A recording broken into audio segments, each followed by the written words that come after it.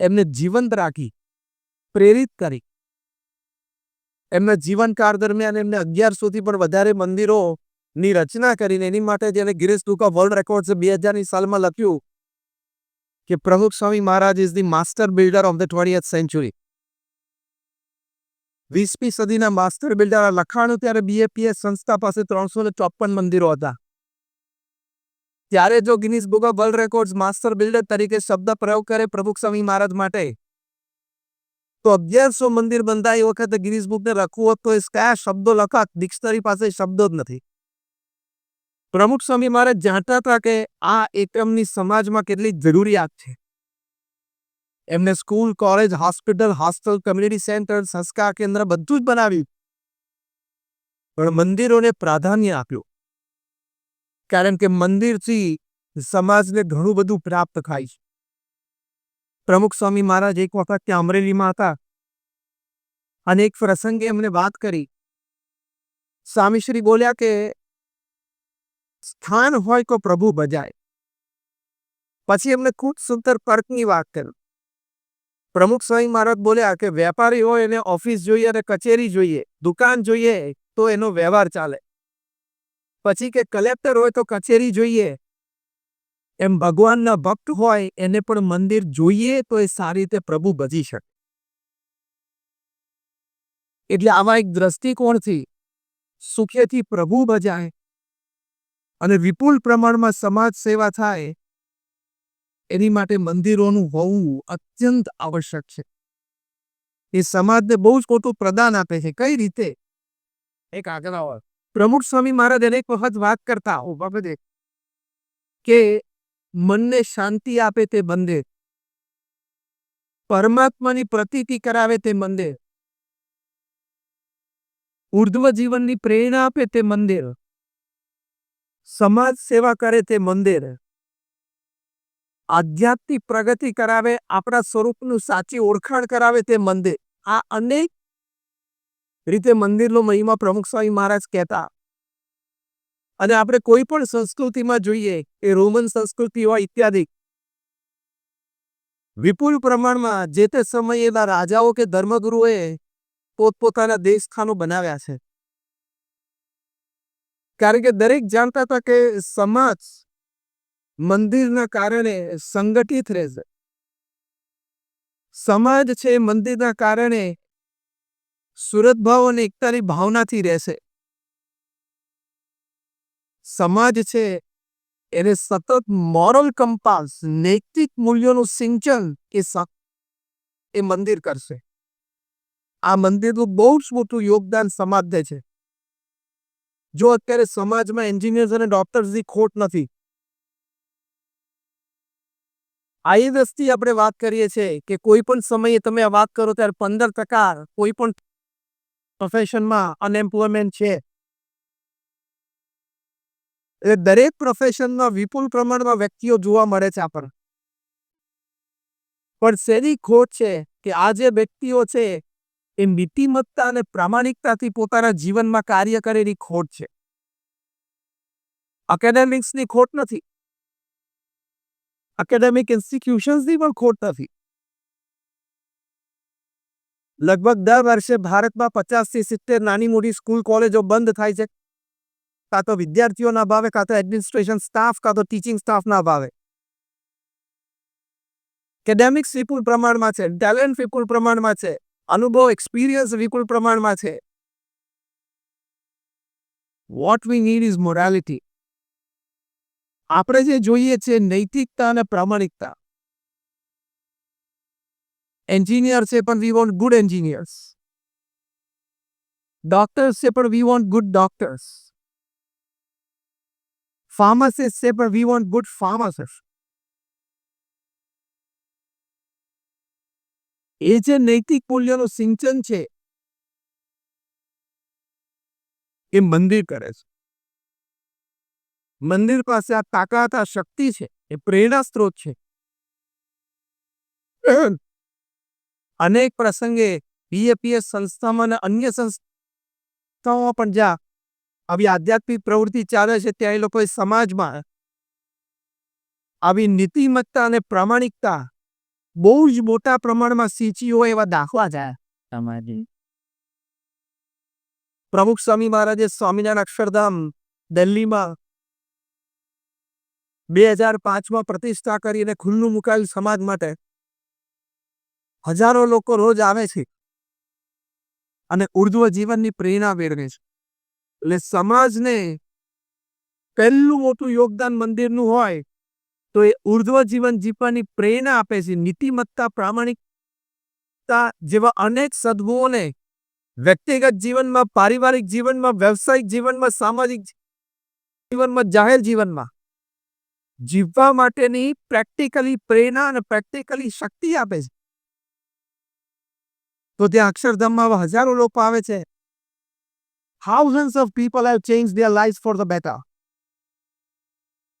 તે general visitors બુકમાં કોઈ પણ વ્યક્તિ પોતાનું સજેશન લખી શકે, કોઈ પણ વ્યક્તિ પોતાનો કોઈ અભિપ્રાય લખી શકે. એક વ્યક્તિએ સજેશન આ બુક પર લખેલું. એ વ્યક્તિએ લખ્યું कि मैं हरियाणा के एक छोटे से गांव में से आता हूं. मेरा व्यवसाय ये है कि मैं घर घर जाके अपने गांव में दूध बांटता. આપણે જેમ ગામડામાં હોય સવાર સાંજ દૂધવાળા છે ઘરે લઈને દૂધ આપી જતા હોય, સાયકલ ઉપર બે બાજુ કેન હોય અને લૂઝ ઘરે ઘરે આપવા આવતા હોય, कि मैं घर घर जाके दूध बांटता. हमारे गांव में कोई 70-80 परिवार था.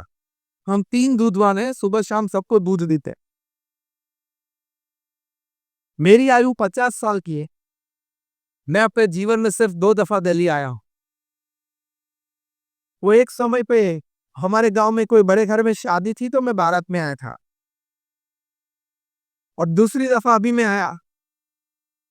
यहां से मैं गुजर रहा था, देखा कि ये क्या बन गया. फिर देखा कि पता चला कि अक्षरधाम. अंदर गया, किसी को पूछा एना देखने लायक क्या है, क्योंकि मुख्य मंदिर ये है, ये दर्शन होते हैं.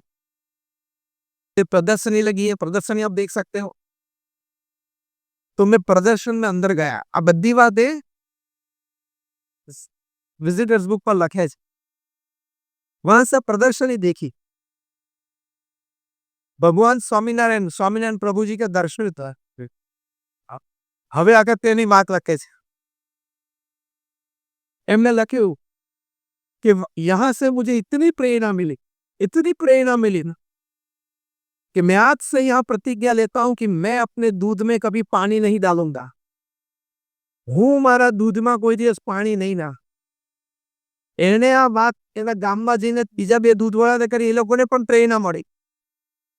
આ રિપલ ઇફેક્ટ કહેવાય. જેમ શાંત સરોવરોને તમે એમાં એક કાંકરી નાખો, એક તરંગ ઉઠે, એમાંથી બીજું ત્રીજું તરંગો સામેના કિનારે પહોંચી જાય, એને રિપલ ઇફેક્ટ કહેવાય. તે બે દૂધવાળાને પણ પ્રેરણા મળી. એ લોકોએ પણ આ પ્રતિજ્ઞા લીધી. એટલે દક્ષિણ હરિયાણાનું એ નાનું હેમલેટ, નાનું ગામ, એ બધા સવાર સાંજ પાણી ભેળવ્યા વગરનું દૂધ પીવે છે ને થેન્ક્સ ટુ મંદિરનું આ સમાજને યોગદાન છે. નીતિમત્તા અને પ્રામાણિકતાના પાઠ શીખવે છે. જ્યારે નીલ આર્મસ્ટ્રોંગે પહેલો પગ ચંદ્ર ઉપર મૂક્યો ત્યારે ન્યુયોર્ક ટાઈમ્સે ટાઇટલ લખેલું, small step by a man but a giant leap for mankind. કે માણસ હતો કે નાનું ડગલું માંડ્યું, પણ માનવતાએ મોટી ફલાંગ ભરી, કારણ કે વિજ્ઞાન ઘણું આગળ વધી ગયું. આ સ્વામિનારાયણ અક્ષરધામમાં એક વ્યક્તિના પ્રસંગની આપણે વાત કરી, આવા તો સેંકડો પ્રસંગો બન્યા છે. પણ એને જે દૂધમાં પાણી નહીં નાખવાની પ્રતિજ્ઞા લીધી, small step by a man but a giant leap for mankind, કે આજે 10-15 વર્ષ પછી પણ આપણને સૌને આ પ્રસંગ સાંભળવાથી આનંદ પણ થયો અને પ્રેરણા પણ મળી. તો મંદિરનું સમાજને બહુ મોટું યોગદાન છે કે નીતિમત્તા અને પ્રામાણિકતાને પાઠ અપાવે છે, અને એવા નીતિમય સમાજને તૈયાર કરે છે કે જે દ્વારા સમગ્ર માનવતાને ખૂબ મોટો લાભ થાય છે. એ મંદિરનું પ્રદાન છે. BAPS સંસ્થાનો એક કાર્યકર, જે કાર્યકરો એ મંદિરના યોગથી મંદિરમાં સેવા ભક્તિ અર્પણ કરવાથી મંદિરના નીચે આઠે ચાલતી અનેક પ્રકારની સત્સંગ અને સમાજ ઉપયોગી પ્રવૃત્તિમાં રાત દિવસ રત હોય એવા એક કાર્યકર આ મંદિરની પ્રેરણાથી સમાજમાં કેટલું મોટું કાર્ય કરી શકે છે. It's like a one man army. એક બહુ જ મોટી સંસ્થા કામ કરી શકે એવા એક બીએપીએસના કાર્યકર્તા મંદિરમાંથી લઈને સમાજમાં પ્રેરણા આપે છે, આમૂલ પરિવર્તન લાવે છે. મહેસાણા જિલ્લાના ચાણસ્મા તાલુકાનું સુનસર ગામ. આ ગામનો ઇતિહાસ એવો છે કે વર્ષોથી આ ગામમાં વ્યસનો બધાને ખૂબ. વળી અમુક લોકો તો લૂંટફાટની પણ પ્રવૃત્તિ કરે. ગુજરાત સરકારશ્રીએ પણ ઘણા પ્રયત્નો કરેલા, પણ કઈ સુધારો નહીં થયેલો. લોકસેવક રવિશંકર મહારાજે તો ત્યાં ઘર લઈને ત્યાં 7 વર્ષ સુધી રહ્યા. એમણે પણ ખૂબ પ્રયત્ન કર્યો, પણ વિશેષ કોઈ પરિવર્તન પરિણામ જોવા મળ્યું નહીં. એવા પણ પ્રસંગો બનતા હતા કે કોઈ સભામાં રવિશંકર મહારાજ જાય તો સભા પછી પાસે આવે ત્યારે એમના ચંપલ જ ચોરી ગયા હોય, કારણ કે એનો પણ પાછો વેચીને દારૂ પી લેતા. એવા આ ગામની બધી આદતો. ત્યાં બીએપીએસના એક કાર્યકર એ દવા માટે, મેડિકલ એક્ટિવિટી માટે ત્યાં ડૉક્ટર પેથાભાઈ દેસાઈ પહોંચ્યા. એને ખબર પડી કે આટલું બધું વ્યસન છે આ ગામમાં અને બરબાદી. 20-25 વર્ષના યુવાનો સવારે 5 વાગ્યાથી દારૂ પીવાનું શરૂ કરે. તેમને એક મોંઘાજી નામના વ્યક્તિ મળ્યા. 35 જ વર્ષની એમની ઉંમર. સવારે 5 વાગ્યાથી દારૂ પીવાનું ચાલુ કરે, રાત્રે 10 વાગ્યા સુધી પીવે અને જે આપણે લોટો કહીએ એવા લગભગ 10-12 લોટા દારૂ રોજ પીજે ગામમાં કમાલ કરે. આવા તો ઘણા બધા લોકો ત્યાં. અમને વ્યસન મુક્તિની વાત કરે કે મારા ગુરુ પ્રમુખ સ્વામી મહારાજનો સંકલ્પ છે કે લોકોના જીવનમાંથી વ્યસન દૂર થાય, વ્યક્તિ સુખી થાય, પરિવાર સુખી થાય અને સમાજની ઉર્ધ્વગતિ થાય. એમને વ્યસન મુક્તિની વાત કરી, મેડિકલ ટ્રીટમેન્ટ સાથે. એટલે ગામના બધા લોકોએ કીધું તમે અહીંયા વ્યસન મુક્તિની વાત ના કરતા, તમારા જેવા કેટલાય અને કેટલાય જતા રહ્યા. વ્યસન મુક્તિની વાત કરશો તો તમે પણ ટકશો નહીં. અને એમને ત્યાં પ્રતિજ્ઞા લીધી કે હું સંપૂર્ણ શાકાહારી હવે આજથી ખાઉં છું. પોતે એક બોડી બિલ્ડર અને જીમ ચલાવતા હોય, ક્યાં તો સાહજિક જ આ બધી પ્રેરણાને વાતો હોય કે નોનવેજ ફૂડ્સ ખાવા જોઈએ. એમને શાકાહારી જીવનની પ્રેરણા મળી. એમને એ વાતો સ્પર્શી ગઈ કે કોઈ જીવ પ્રાણી માત્રને મારીને આપણને ખાવાનો અધિકાર ના. આપણે સહિષ્ણુ અને પ્રેમ, સહિષ્ણુતા અને પ્રેમ રાખવો જ જોઈએ. મનુષ્ય તરીકે નાના અસ્તિત્વ એટલે પશુ પંખી માટે આપણી આ નૈતિક જવાબદારી છે. આ બધી વાતો એમને ત્યાં જોઈ સાંભળી ખૂબ પ્રેરણા મળી.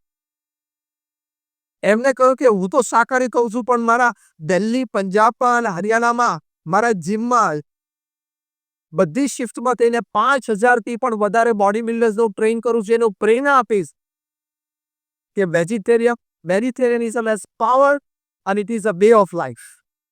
આ કેટલું મોટું યોગદાન મંદિર સમાજને કહેવાય. 1991માં પણ અમેરિકામાં જ્યારે કલ્ચરલ ફેસ્ટિવલ ઓફ ઇન્ડિયા હતો ત્યારે પણ ત્યાં વેજીટેરિયનિઝમનો સ્પોર્ટ આપણે મૂકેલો. બ્યુટીફુલ બોર્ડરલેસ વર્લ્ડ એક હિરસા.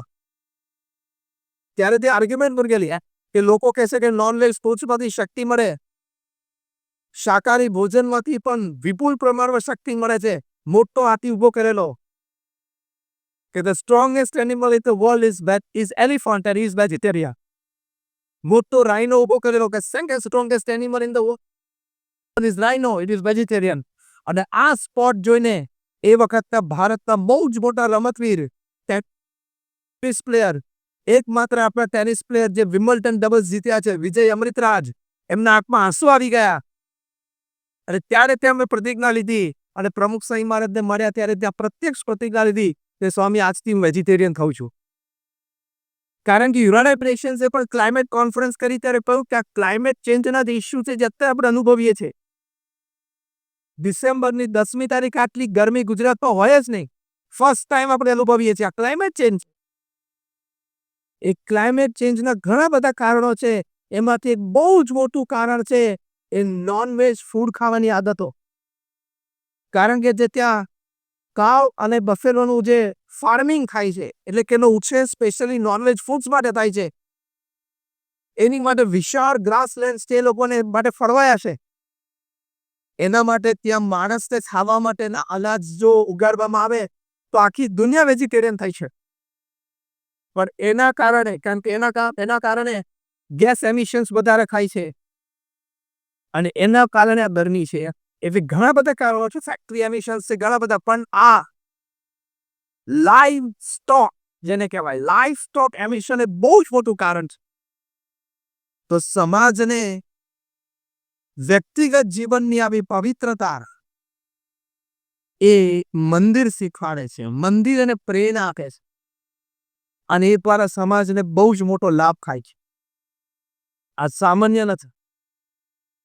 તમે ઇકોનોમીની દ્રષ્ટિએ વાત કરો, લેટ્સ ટોક ઇકોનોમિક્સ. કદાચ આવી નાની મોટી વાતમાં તો લોકોને શંકા અને આર્ગ્યુમેન્ટ રહે. પણ let me tell me something where nobody has any argument against it. મંદિરનો જે સમાજમાં ઇકોનોમિક લાભ છે એને તો કોઈ ડિનાય નહીં કરી શકે. ભારત વર્ષમાં 35 લાખ મંદિરો છે. કોઈ સામાન્ય નાના મંદિરો છે જેને આપણે નાની દેરી કહીએ છીએ. ત્યાં ઘણી વખત એક જ પૂજારી હોય અથવા ન પણ. ત્યારથી માંડીને સ્વામિનારાયણ અક્ષરધામ દિલ્હી હોય, તિરુપતિ બાલાજી હોય, પશુપતિનાથનું મંદિર હોય, જગન્નાથપુરી હોય, જ્યાં 800, 1000, 1500, 2000, 3000, 4000 વર્કિંગ સ્ટાફ હોય, તો એક પૂજારી હોય પગારદાર, ત્યારથી માંડીને 4,000 શિફ્ટ વાઇઝ સ્ટાફ હોય, એવા મોટા મંદિરો ભારત વર્ષમાં જ છે. Let's talk of employment. સમાજમાં જ્યારે અત્યારે અનએમ્પ્લોયમેન્ટનો બહુ મોટો ઇસ્યુ ચાલે છે અને કાયમ રહેવાનો, પૂછીનું પટરે ત્યાં સુધી. 35 લાખ મંદિરોમાં એકથી માંડીને 4,000 સુધીની, let's take an average of 10 પર મંદિર. 10 વ્યક્તિને મંદિર એમ્પ્લોયમેન્ટ, ડિરેક્ટ એમ્પ્લોયમેન્ટ આપે છે કે સીધો મંદિરમાં કામ કરે છે અને પગાર મળે છે. પછી એ પૂજારી હોય, એ કોઈ એડમિનિસ્ટ્રેટિવ સ્ટાફમાં હોય, અથવા મંદિરની કોઈ સમાજલક્ષી પ્રવૃત્તિ હોય, અથવા મંદિરની આધ્યાત્મિક પ્રવૃત્તિ હોય, એમાં પેઇડ એમ્પ્લોય તરીકે કામ કરતો હોય. 10 પર મંદિર. બીજી ડિરેક્ટ એમ્પ્લોયમેન્ટ મંદિરના એ પથ્થરો ખાણમાંથી નીકળતા હોય, ત્યાં મજૂરોને એમ્પ્લોયમેન્ટ મળતી હોય. ખાણમાંથી એ સાઇટ ઉપર જતો હોય તે લોજિસ્ટિક્સ, એટલે કે ટ્રક ડ્રાઈવરથી માંડીને ટ્રકમાં પથ્થર ચડાવતો હોય મજૂરોને કામ મળતું હોય.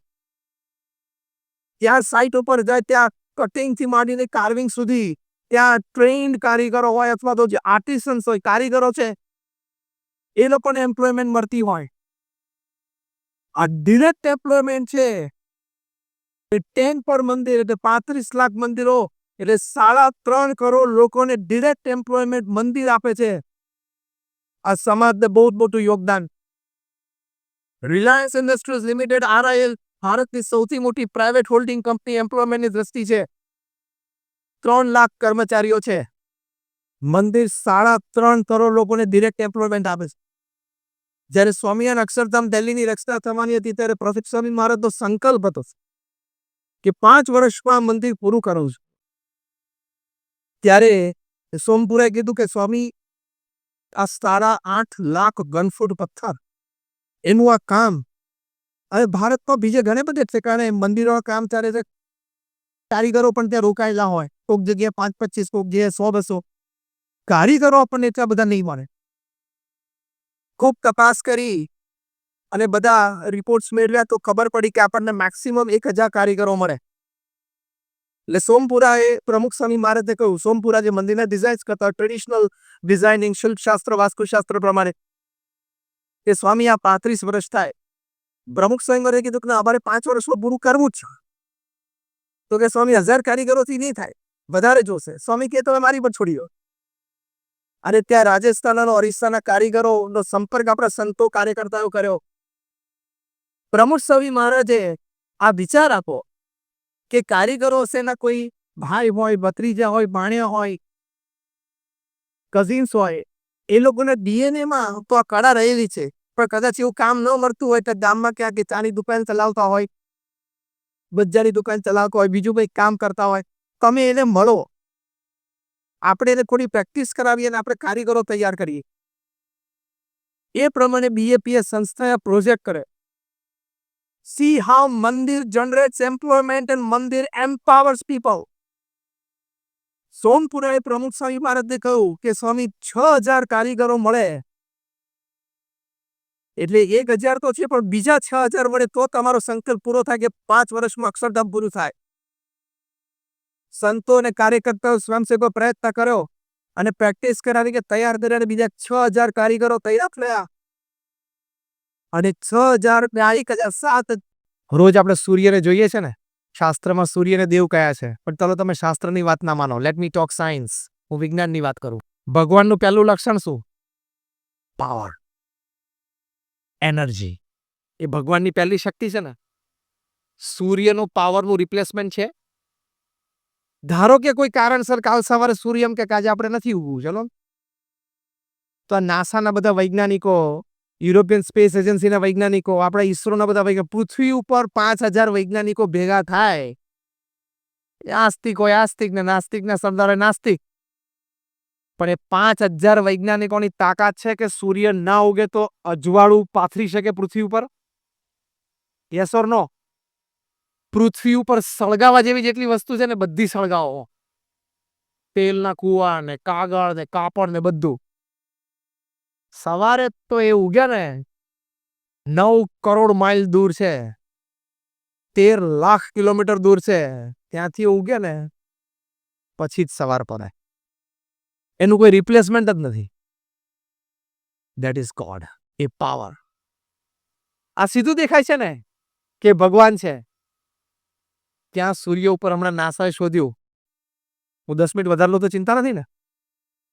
બધાને જમવાનું છે જ પ્રેમથી, એટલે ચિંતા ના કરતા. આ તો શું પેલું પાછળ બધું ગોઠવા માંડ્યું, સુગંધ આવવા માંડે ને તો પાછો પ્રશ્ન. હમણાં નાસાએ શોધ્યું કે સૂર્યની સરફેસ ઉપરથી ગરમી અહીં આવે છે. તમે વિચાર કરો, 13 લાખ કિલોમીટર દૂરથી આટલી ગરમી ફેંકી શકે. 60,000 કરોડ ટન હાઇડ્રોજન ગેસ હિલિયમમાં ફેરવાય છે. 60,000 કરોડ ટન હાઇડ્રોજન ગેસ હિલિયમમાં ફેરવાઈ જાય છે. એની જે હીટ ઉત્પન્ન થાય છે, જે તેજ ઉત્પન્ન થાય છે ને, એમાંથી 2 કિરણો પૃથ્વી પર પડે છે અને 50 કરોડ જોજન પૃથ્વી પર અજવાળા પાથરી જાય છે. આવી તાકાત. આપણે સૂર્યની વાત કરી ત્યાર સુધી અત્યાર સુધીમાં કેટલો ગેસ ફેરવાઈ ગયો? પતી ગયું. તમારા સુપર કોમ્પ્યુટર પતી ગયા, કેલ્ક્યુલેટર તો પતી ગયા, મોબાઈલના સુપર કોમ્પ્યુટર પતી ગયા. 0 આટલા આવવા જોઈએ ને ડિજિટમાં. હવે એટલો ગેસ પૃથ્વી ઉપરથી કાઢવો હોય તો ધારો કે એટલો ગેસ કાઢ્યો એટલે પૃથ્વી આવડી થઈ જાય, લીંબુ જેવડી. બીજું, 7 અબજની વસ્તી સવારના પોરમાં ઉઠીને ધૂળ નાખવા માંડે. ખરી 45 ડિગ્રી ટેમ્પરેચર શેનો વરસાવે? ઢાંકી દઉં. 7 અબજની વસ્તી ધૂળને, પ્લાસ્ટિકને, પેલા કમતાને બધું ઊંચું કરવા માંડે ત્યારે ડાઘ લાગે. ધૂળ નાખે તો એ ધૂળ ક્યાં આવીને પડે? આપણે માથે. અને સૂર્યને ઢાંકવાનો પ્રયત્ન કરો તો ઢંકાય. અને એને ત્યાંથી એમ થાય કે પૃથ્વીની પ્રજા બધી દોડડાઈ થાય છે, લાય 2-4 ડિગ્રી વધારે દઉં તો પતી જાય આપણો કાર્યક્રમ. ત્યાં બધા દોડડાયા થાય છે નીચેથી, લાવો જરા ટેમ્પરેચર થોડુંક વધારું અને 50 ને 52 ને 55 અડાડી દે તો કાર્યક્રમ પૂરો. કશું ના થાય. આ તો એક સૂર્યની વાત કરી. આવા 1000 ફેક્ટર્સ એવા છે કે જે આપણી લાઈફ એની ઉપર આપણે ડિપેન્ડન્ટ છે. ભગવાનની શક્તિ છે. 400 વૈજ્ઞાનિકોની સભામાં મેં પ્રશ્ન પૂછેલો, મને 400 માંથી કોઈ જવાબ નથી આપી શક્યા. મેં કહ્યું, ગુરુત્વાકર્ષણનો ફોર્સ છે ને, જેના લીધે આપણે પૃથ્વી ઉપર ખેંચીને રહીએ છીએ, એને નામ આપણે ગ્રેવિટેશન આપ્યું છે. એ ક્યાંથી જન્મે છે? આટલી બધી તાકાત, ખેંચવાની તાકાત પૃથ્વીની, ગ્રેવિટેશન, એનું ઉદ્ભવ સ્થાન શું છે? અને પૃથ્વી પર એક વ્યક્તિ હતો ત્યારે પણ ગ્રેવિટેશન માપમાં હતું, અને 7 અબજ છે ત્યારે માપમાં છે. અને આખી પૃથ્વી ઉપર માપમાં છે. એવું નથી કે ન્યુઝીલેન્ડમાં પેલી નદીની પેલી બાજુ જઈએ ને ત્યાં પગ અડધા અડધા અંદર જતા રહે છે, ત્યાં ગુરુત્વાકર્ષણ વધારે છે. અને ન્યુયોર્કની પેલી બાજુ જઈએ તો ગુરુત્વાકર્ષણ ઓછું છે, તો 2 ફૂટ ઉપર ઉડીએ છે. એવું થાય છે. પૃથ્વી ઉપર ગમે ત્યાં તમે જાઓ તો વધારે ખેંચાઈ જતો અથવા વધારે હલકાપણાનો અનુભવ નથી થતો. Equal distribution of energy, pulling power ગુરુત્વાકર્ષણનો એ કોક માઇન્યુટલી અરેન્જ કરતો હોય ને તો થાય, બાકી ના થાય. મેં 400 વૈજ્ઞાનિકોને ચેલેન્જ આપી કે આ ગ્રેવિટેશન ગુરુત્વાકર્ષણ તમે નામાભીકરણ એનું કર્યું છે, જન્મે છે ક્યાંથી મને કહો. Nobody answered. અને જન્મે છે ને 7 અબજની વસ્તીને કરોડો ઢોરને પકડી રાખે છે, તો એનર્જી યુઝ થતી હોવી જોઈએ ને. હું તમારો હાથ ખેંચું તો મારી કંઈક શક્તિનો ઉપયોગ થયો ને.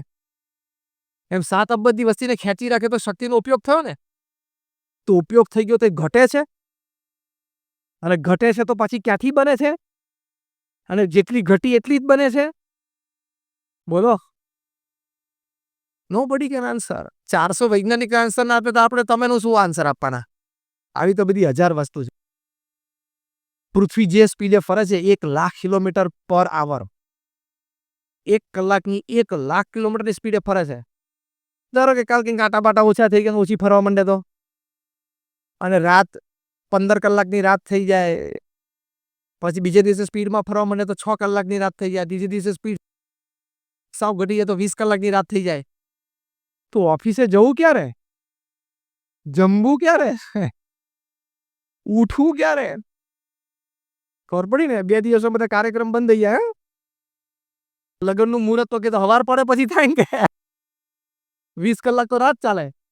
કે પૃથ્વીની સ્પીડ શું? વૈજ્ઞાનિકો 400 ને મેં પૂછ્યું કે તમે લોકો કંટ્રોલ કરવા જાઓ છો? આ પૃથ્વી જેની ધરી ઉપર ફરે છે, કેટલી સ્પીડ ઉપર ફરે છે, એ સ્પીડ મેન્ટેન કોણ કરે છે? તમારા નાસાના વૈજ્ઞાનિકો મેન્ટેન કરે, ઈસરોના વૈજ્ઞાનિકો મેન્ટેન કરે છે. અને સ્પીડ ઓછી વધતી તમારા તાકાત છે હરકી કરવાની? આ કંઈ પેલું ચકડું ફરે છે કે આમ ટાઈટ કર્યું થોડું.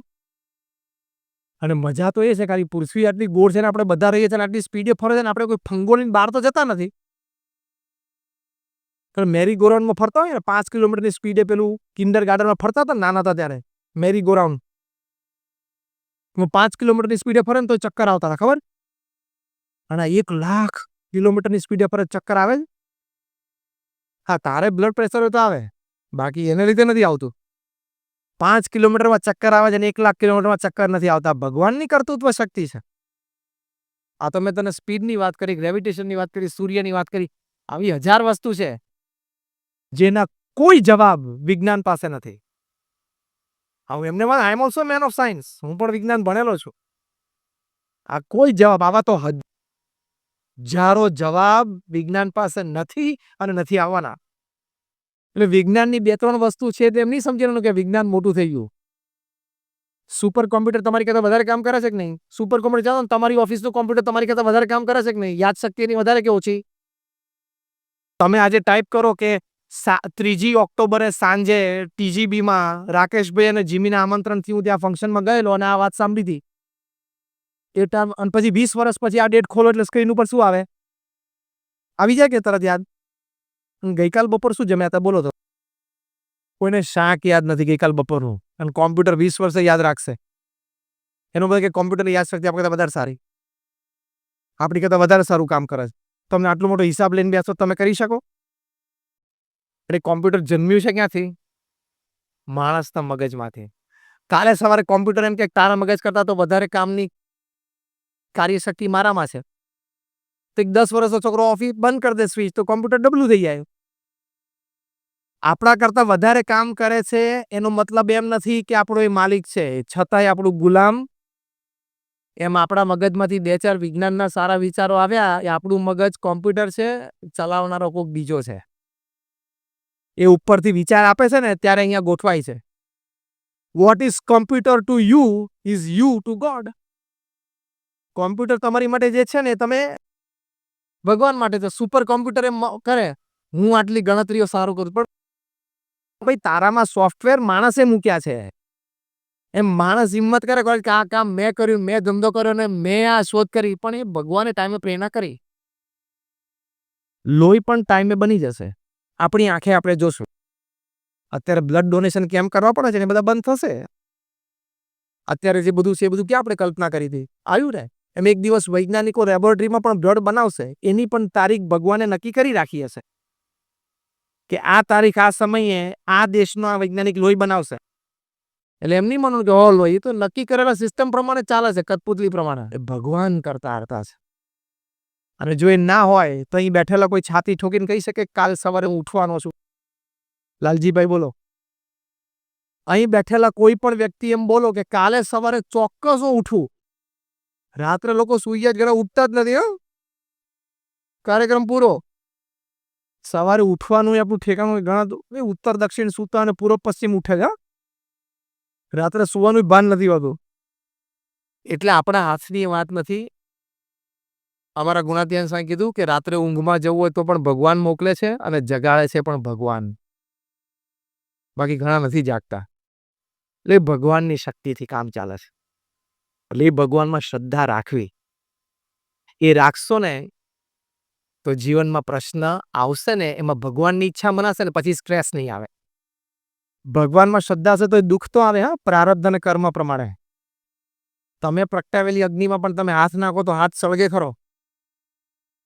એટલે કદાચ ભગવાનમાં શ્રદ્ધા હોય તો એ પ્રારબ્ધ અને કર્મથી દુઃખ આવે પણ એ દુઃખ તમને સ્પર્શી શકે, તમને તણાવ સ્ટ્રેસ લાવી શકે. એક છેલ્લો પ્રસંગ એને પૂરું કરું. અમારા નિષ્ઠાવાન હરિભક્ત હતા ભગવાનજીભાઈ માંડવિયા, કેનેડામાં. એમને 38 વર્ષની ઉંમરે લ્યુકેમિયા બ્લડ કેન્સર થયું. આખા કેનેડા ગુજરાતી સમાજના પ્રમુખ હતા અને કેનેડામાં કોઈ પણ દેશના રાષ્ટ્રપતિ કે પ્રધાનમંત્રી આવે તો એના માનમાં કેનેડાના પ્રાઇમ મિનિસ્ટર જે ભોજન સમારંભ યોજે એમાં ભગવાનજીભાઈને આમંત્રણ હોય. આવી પ્રતિષ્ઠિત વ્યક્તિ અમારા સત્સંગ મંડળના પણ એ પ્રમુખ હતા. અને પ્રમુખ સ્વામી મહારાજની કેનેડા પાર્લામેન્ટમાં ભવ્ય સન્માન પધરામણી થઈ, એ પણ એમણે ગોઠવેલી. અને જ્યારે એ થયું ત્યારે એ તો પોતે પથારીવશ હતા હોસ્પિટલમાં. 3-4 કોડલેસ ફોનથી આખી પાર્લામેન્ટનું સેશન એ કંટ્રોલ કરતા હતા હોસ્પિટલમાંથી. આવા બાહોશ માણસ. એને કોઈ વ્યક્તિ એમણે કોકે કહ્યું કે તમે ભગવાનમાં આટલી શ્રદ્ધા રાખી તો તમને 38 વર્ષની ઉંમરે કેન્સર આવ્યું. ત્યારે એમણે શું કહ્યું કે શરીર પડવાની તો કોઈ પણ રીત, રામકૃષ્ણ પરમહંસને પણ કેન્સર થયેલું થાય, શરીર છે તો ગમે તે રીત હોય. પણ આ હાથથી મેં પ્રમુખ સ્વામી મહારાજનો ચરણ સ્પર્શ કર્યો છે. આ આંખથી મેં ભગવાનના દર્શન કર્યા છે અને ભગવાનના આવા સંત પ્રમુખ સ્વામીના દર્શન કર્યા છે. મારા જીવનનો ઘણો સમય મેં સમાજ સેવા અને પ્રભુ સેવામાં વિતાવ્યો છે. એટલે મને સંતોષ, હું જરાય અસ્થિર નથી. જે કંઈ થાય છે ભગવાનની ઈચ્છાથી. મારું આયુષ્ય આટલું હશે. આ કેટલી સ્થિરતા કહેવાય.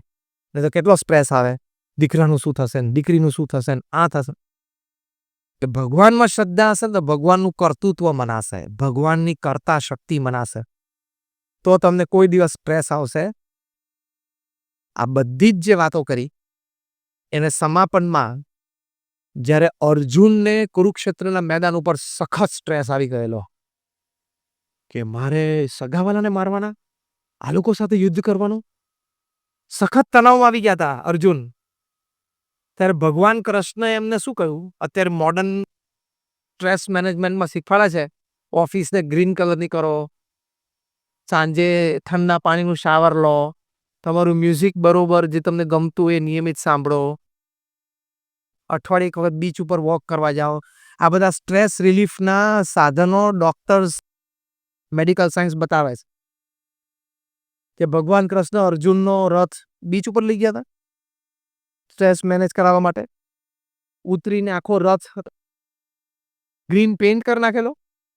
ભગવાન કૃષ્ણએ અર્જુનને સ્ટ્રેસમાંથી રિલીવ કરવા માટે, તણાવમાંથી મુક્ત કરવા માટે શું કહ્યું, વિચાર આપ્યો, વિચારની દ્રઢતા કરાવી. પહેલા શું કર્યું, કર્મણ્યેવાધિકાર અસ્તે મા ફલેષુ કદાચન, તારી કામ કર્મ કરવાનું છે, ફળ હું નક્કી. ભગવાન શું કહે છે, તારે તારું કર્મ કરવાનો, ફળ હું નક્કી કર. આપણને તણાવ કેમ આવે છે કે ફળ આપણે નક્કી કરવું છે. રાઈટ ઓર રોંગ બોલો. અહીંયા તણાવ જન્મે છે, સ્ટ્રેસ. કર્મ હું કરું અને ફળ પણ હું નક્કી કરું. આ વખતે ટર્નઓવર 200 કરોડ થવું જ જોઈએ ઇઝ ગુડ. એમ રાખવાનો, મેનેજમેન્ટની દ્રષ્ટિએ સાચું છે, પુરુષાર્થ પણ કરવાનો, પણ સાથે સમજણ કે મારા દરેક પુરુષાર્થ, દરેક વિચાર, દરેક આવડત પછી પણ ફળ તો ફાઇનલી ભગવાનના હાથની વાત. કારણ કે 10 ફેક્ટર તમારા હાથમાં છે, તમારા કંટ્રોલમાં છે, જેના લીધે ધંધો વધે. સામે 10 દુ 20 ફેક્ટર એવા છે કે જેના લીધે ધંધો ઘટે. એ તમારા હાથની વાત નથી. એમ આઈ રાઈટ ઓર રોંગ? તમને બધાના